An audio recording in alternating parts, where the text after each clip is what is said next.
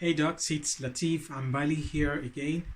In this video, I'm going to be sharing with you about advertising strategy to skyrocket your dental implant practice. So, why are we doing this? So, for those that have experience with advertising, you know that it is very difficult to get dental implant leads to show up. Okay, and studies have shown that the reason why dental implant leads do not show up is that they are price shoppers. They are very price sensitive. Okay, and I think I understand the rationale behind that. Reason is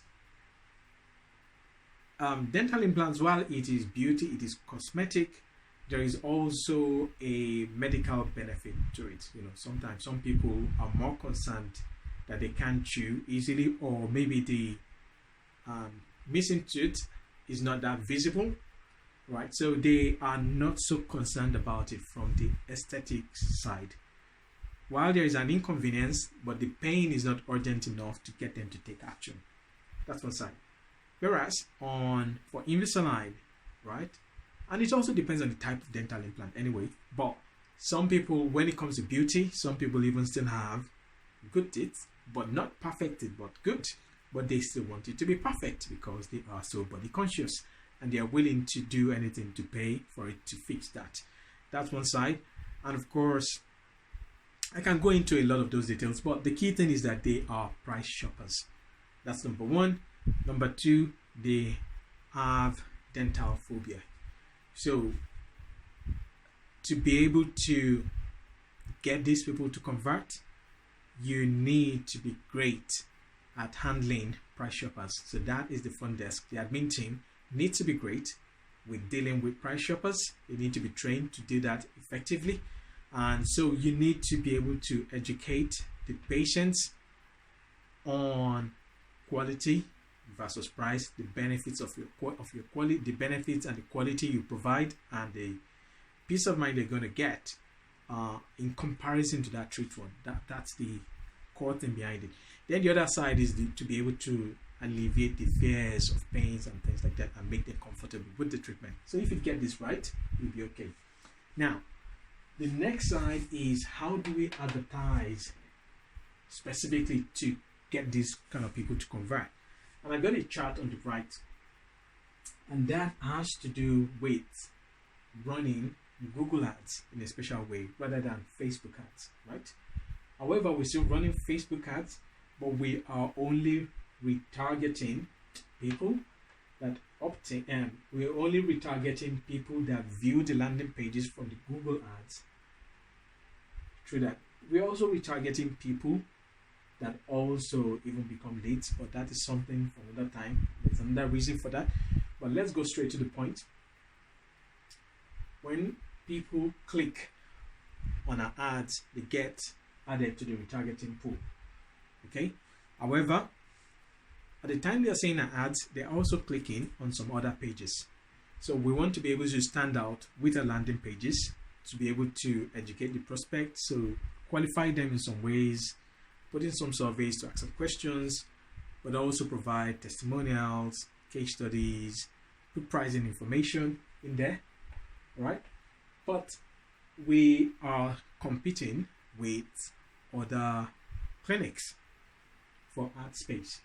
So what do we want to do? We now want to serve them on Facebook and we target them with case studies, practice walkthrough, testimonials, FAQ videos, and the likes of that for cheap on Facebook, because this is retargeting. This is an audience pool that we've already built, and because Facebook is a visual platform, we have essentially and effectively been able to build a connection with the patient. Because at the end of the day, if you've been following my video series, you would have noticed that I emphasize a lot about building connection with the patients. It's extremely important. That is what makes people buy. When the patients know you and they get comfortable enough, they will buy from you. So this is what we use Facebook ads to achieve.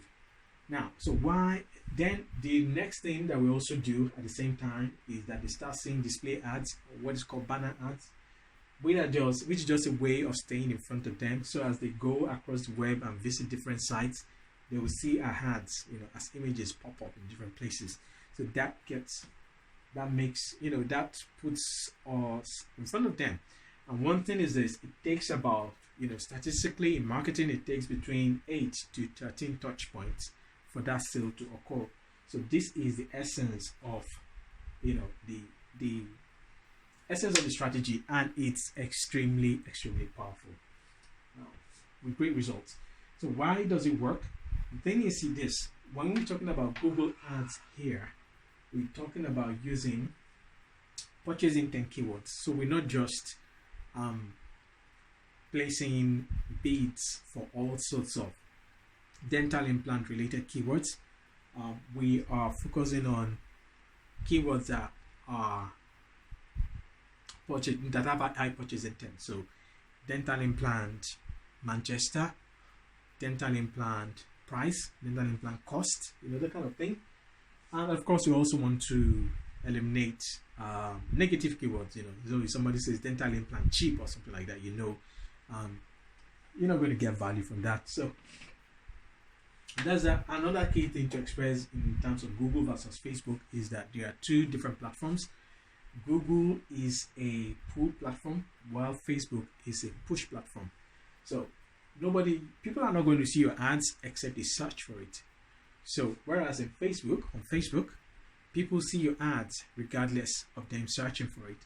So you tend to have, I wouldn't call it that the quality of leads on Google is higher, but they are nearer to the purchase cycle, to purchasing in Google. Whereas somebody on Facebook sees the same, is interested in it, but may not be ready until the next 1 month or the next 2 months or something like that. So that is this. So put this into action and watch your sales grow for dental implants. Cheers.